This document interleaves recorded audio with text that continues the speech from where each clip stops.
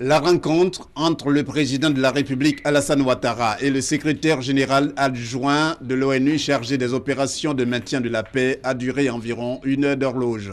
Pour le représentant onusien, après ces moments d'émotion lors de la cérémonie d'hommage rendue ce jeudi aux soldats tués dans l'attaque à l'ouest du pays, il était nécessaire de rendre visite au chef de l'État pour partager avec lui la douleur suite à cette barbarie.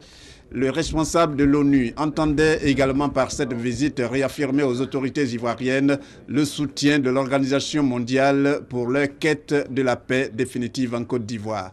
Dans ces circonstances, qu'il faut bien le dire, sont extrêmement douloureuses.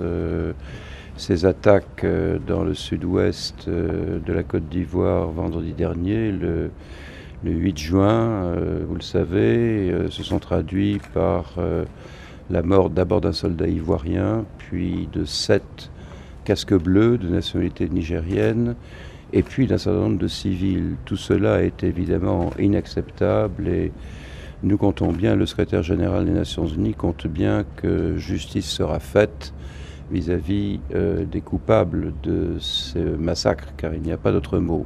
Au-delà de cela, c'est l'occasion évidemment de redire que les Nations Unies restent solidement aux côtés de la Côte d'Ivoire pour son combat pour le retour à la normalité politique et à tous les progrès sur le plan humain. Pour Hervé Ladsou, la Côte d'Ivoire se trouve à un tournant de son histoire où plus que jamais le soutien de l'ONU ne doit pas lui faire défaut.